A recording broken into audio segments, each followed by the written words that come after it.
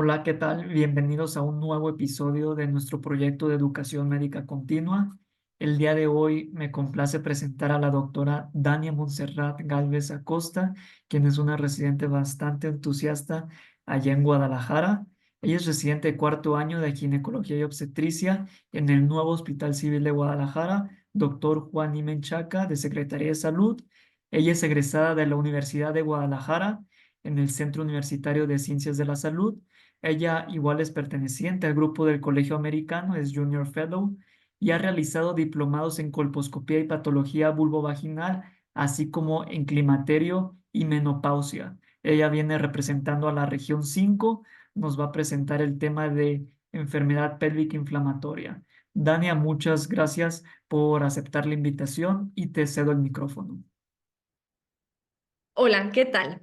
Es un placer compartir con ustedes el tema de enfermedad pélvica inflamatoria. No tengo ningún conflicto de interés.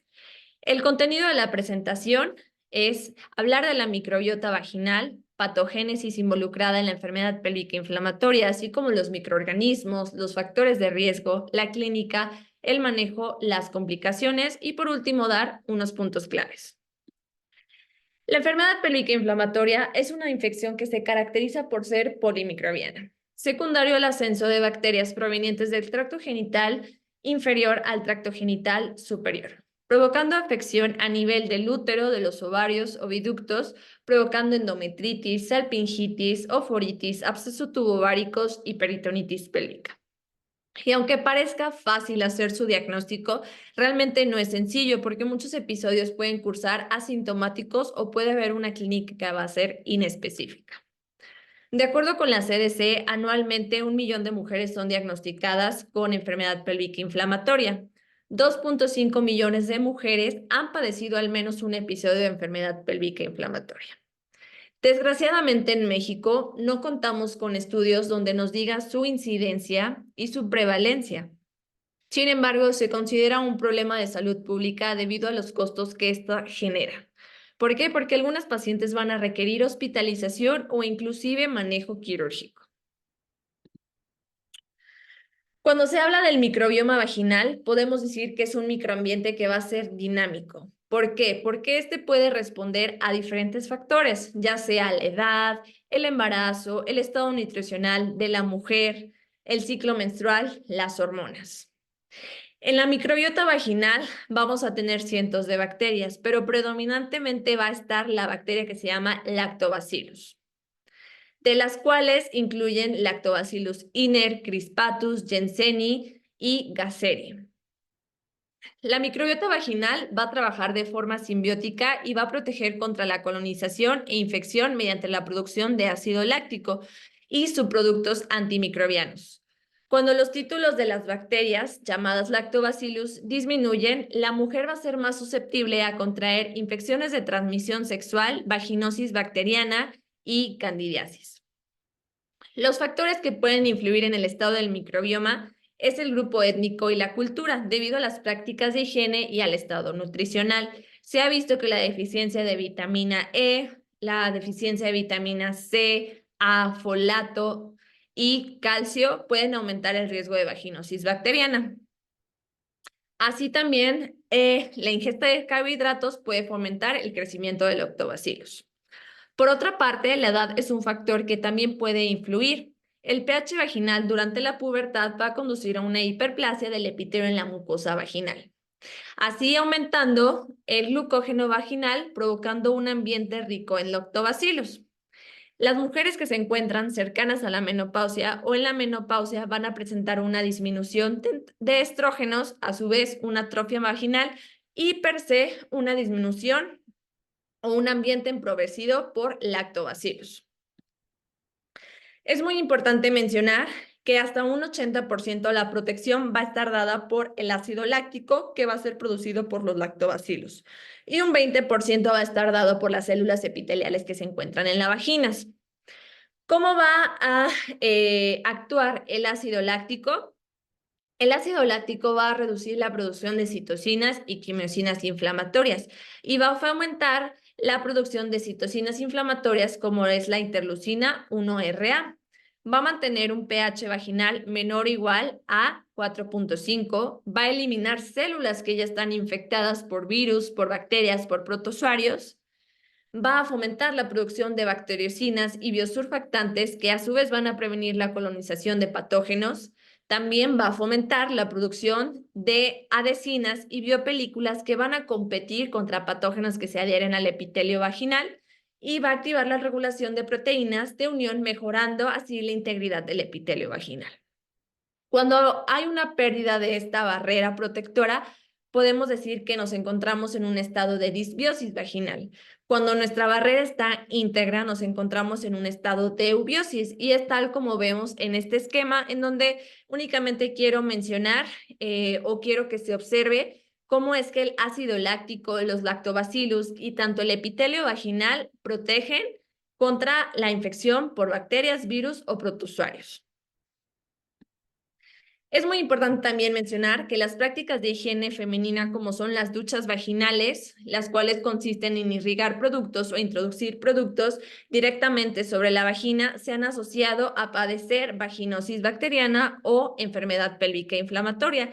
Y esto se vio en un metaanálisis realizado por Sang, donde se observó el aumento de padecer estas entidades con un riesgo relativo de 1.73 con un intervalo del 95% de confianza. También se han realizado más estudios donde se observan la presencia de estos factores de riesgo. Ya hablando de la patogénesis, el daño al epitelio secundario a una infección va a permitir que los organismos patógenos asciendan al tracto genital superior desde el endocérvix. Otras vías de diseminación tenemos la de la vía linfática y la vía hematógena, tal como sucede en la tuberculosis. Entonces, en resumen, tenemos una pérdida de esta barrera protectora, llegan las bacterias, hay sobrecrecimiento bacteriano y va a haber un ascenso hacia lo que es la cavidad uterina y que puede diseminarse hacia lo que es la cavidad pélvica. Anteriormente se pensaba que Clamidia trachomatis y Neisseria gonorrea eran las responsables de la mayoría de los casos de enfermedad pélvica inflamatoria. Sin embargo, ya hoy en día se sabe que más de la mitad de los casos son provocados por otro tipo de bacterias, ya sean patógenos entéricos, patógenos respiratorios, patógenos asociados a vaginosis bacteriana. También hay otros microorganismos que están implicados en la enfermedad pélvica inflamatoria, tal como citomegalovirus, tricomonas vaginales, Mycoplasmominis, Uroplasma urealético. Aquí en esta tabla podemos observar cómo están divididos los diferentes patógenos que pueden provocar una enfermedad pélvica inflamatoria. En cuanto a los factores de riesgo, muy importante mencionar que se debe considerar la presencia de enfermedad pélvica inflamatoria en cualquier mujer con vida sexual activa. Anteriormente existía la creencia que las mujeres que solo tenían una pareja sexual no tenían riesgo de contraer esta infección. Sin embargo, es totalmente mentiras. Hoy en día se sabe que pacientes menores a 25 años de edad, que hayan iniciado vida sexual activa menor a 15 años tienen el riesgo. Inclusive el cambio de una pareja en los últimos 3 meses es factor de riesgo, así como el antecedente de infecciones de transmisión sexual o procedimientos tales como la inserción de un dispositivo intrauterino en las últimas 3 a 6 semanas posteriores al procedimiento. Esto depende de la bibliografía en donde lo lean, y procedimientos tales como una histeroscopía o una fertilización in vitro.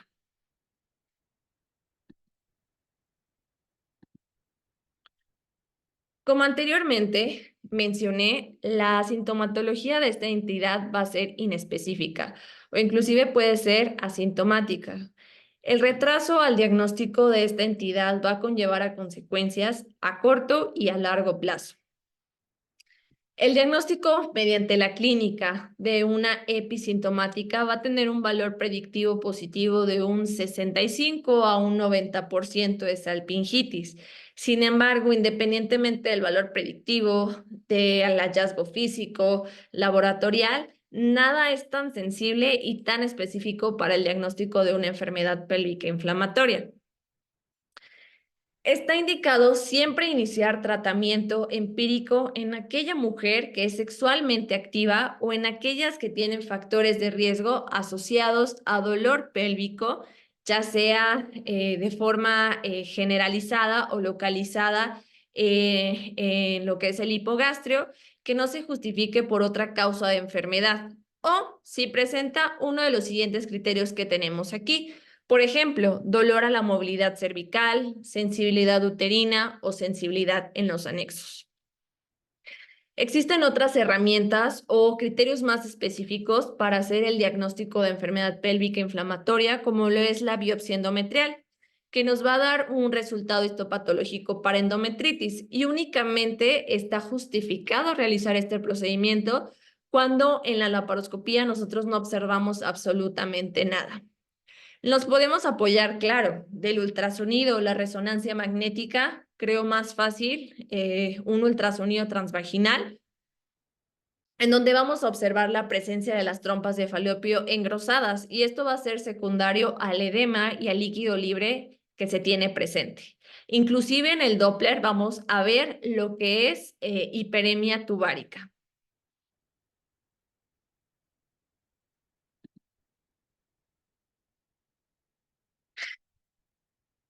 Ahora, en resumen, los siguientes hallazgos van a sugerir el diagnóstico de una enfermedad pélvica inflamatoria, ya sea que nuestra paciente tenga secreción vaginal o cervical que sea fétida, que en su mayoría va a ser purulenta, que tenga sangrado uterino anormal, ya sea intermenstrual o poscoital, que tenga dolor abdominal bilateral localizado en el hipogastrio, aunque a veces puede ser unilateral, que en el examen bimanual haya sensibilidad en los anexos o haya sensibilidad uterina, inclusive a veces se puede palpar algún tipo de masa que nos puede hacer la sospecha de que a lo mejor sea una colección purulenta, es decir, un absceso tubovárico, y que haya la presencia de dismenorrea secundaria.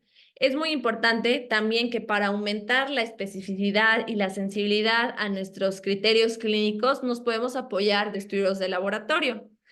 Por ejemplo, el aumento de los reactantes de fase aguda, como es la elevación de una PCR o de una BCG. También en el exudado de la secreción cervical, que haya muchos polimorfos nucleares. Ahora, en cuanto al manejo, para brindar un adecuado tratamiento, se debe de tomar en cuenta que la infección va a ser polimicrobiana, el estado de la paciente y la gravedad de la enfermedad. ¿De acuerdo? La enfermedad que es leve a moderada va a ser un manejo ambulatorio y este va a ser con medicamentos antibióticos de forma oral combinados con parenteral. La enfermedad que es grave necesariamente se necesita hospitalizar a las pacientes y tenemos que tener una observación más o menos de 24 a 72 horas.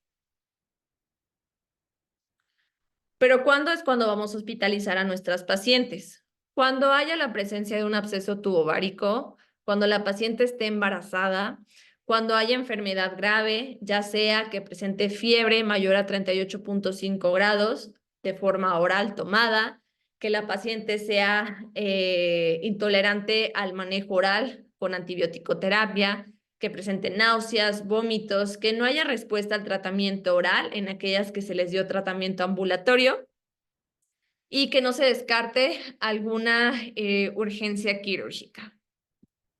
En cuanto al manejo, realmente estuve investigando el manejo de la CDC, de la Guía Europea y del Colegio Francés y la Sociedad Francesa. Realmente no cambian mucho. Únicamente, por ejemplo, en el manejo principal o de primera línea, que es el uso de la ceftriaxona combinado con la doxiciclina y el metronidazol, la CDC y la Guía Europea usan la misma dosis, que son los 500 miligramos. Salvo la CDC únicamente indica que en pacientes que pesan más de 150 kilogramos con infección gonocócica documentada sí se debe de administrar el gramo de ceftriaxona. A diferencia que la Sociedad Francesa y el Colegio Francés mencionan que el gramo de ceftriaxona se debe de dar independientemente si la paciente pesa 150 o si hay infección gonocócica. Otra diferencia que pude encontrar es que en la CDC utilizan lo que es la cefoxitina y el probenecid. Y también que en la guía europea nos permiten usar en combinación con la doxiciclina, la levofloxacina, el moxifloxacino o el ofloxacino.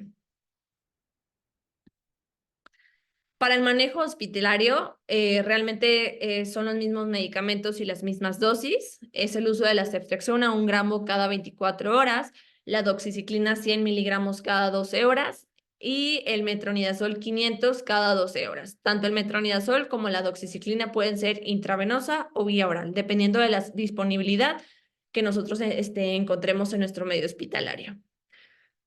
La clindamicina y la gentamicina también son las mismas dosis y la misma vía de administración. No, únicamente hay que tener cuidado con la gentamicina.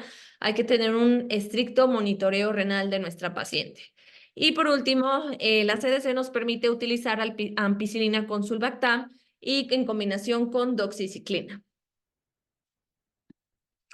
Importante tomar en cuenta que en aquellos pacientes que recibieron tratamiento oral, si no presentan mejoría, hay que valorar la respuesta al tratamiento y ver si cambiamos el antibiótico o si mejor decidimos hospitalizar. En aquellos pacientes que tenemos hospitalizadas igual, no presentan mejoría, hay que ver qué otra intervención podemos hacer, ya sea algún tratamiento quirúrgico o escalar nuestra antibiótico-terapia.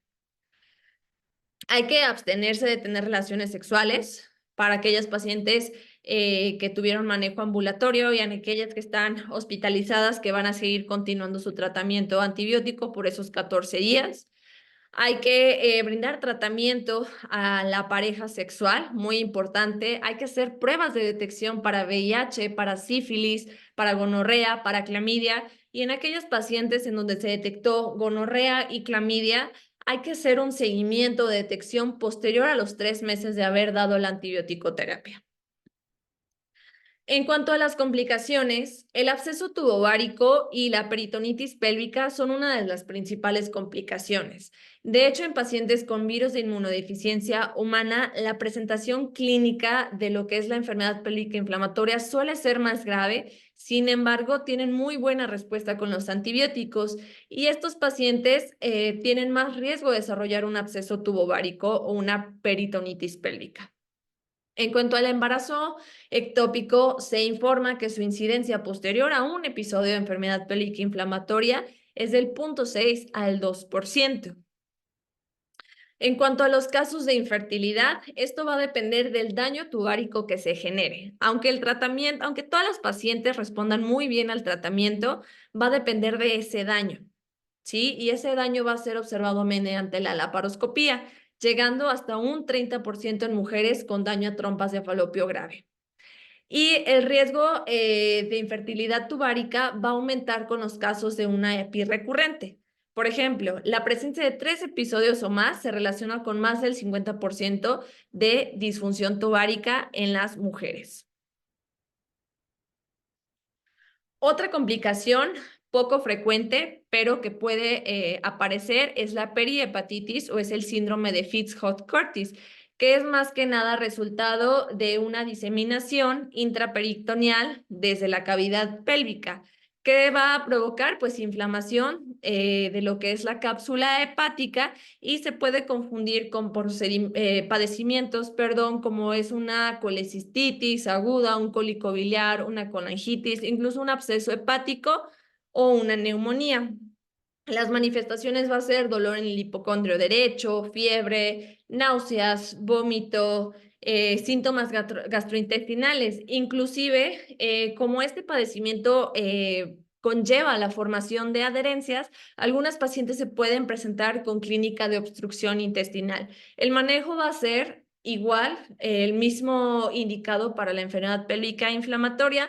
En algunos casos sí va a requerir de tratamiento quirúrgico, dependiendo de cómo encontremos a nuestra paciente. Ahora, ¿el dispositivo intrauterino es necesario retirarlo? Realmente no. La CDC nos indica que no está indicado retirarlo, salvo si la paciente no ha presentado mejoría en un lapso de 48 a 72 horas, sí va a ser necesario retirar este dispositivo. Por último, pues quiero mencionarles los puntos claves. Considerar que la enfermedad pélvica inflamatoria es una entidad que puede afectar a cualquier mujer con vida sexual activa, que la microbiota vaginal va a trabajar de forma simbiótica y va a proteger contra la colonización bacteriana y que la pérdida de esta barrera pues va a ser un factor de riesgo para enfermedad pélvica inflamatoria. Considerar que la enfermedad pelvico-inflamatoria es una infección polimicrobiana, pero no hay que olvidarnos de nuestros patógenos como Neisseria o Clamidia gonorrea, que la clínica va a ser inespecífica, pero nos podemos apoyar de esos 3 criterios principales. Uno al menos, que sea sensibilidad uterina, sensibilidad anexial o dolor a la movilidad cervical. Que la presentación leve a moderada puede ser de manera ambulatoria con tratamiento oral combinado con parenteral, que la forma grave forzosamente debe de ser manejada en un ambiente hospitalario y con terapia intravenosa combinada con oral, observar de 24 a 72 horas a nuestras pacientes, que posterior a que ya diagnostiquemos Neisseria y Clamidia trachomatis, realizar pruebas de detección 3 meses posteriores a dar tratamiento, y que la enfermedad pelvico-inflamatoria conlleva a complicaciones o secuelas tanto a corto como a largo plazo. Esta es la bibliografía que yo utilicé para esta presentación y este es mi contacto. Fue un placer poderles dar esta plática. Les agradezco por sus atenciones y hasta la próxima. Que tengan muy buen día. Por último, los invito a seguir en el Instagram Residentes Femecoc a la Asociación de Residentes Mexicanos de Ginecología y Obstetricia.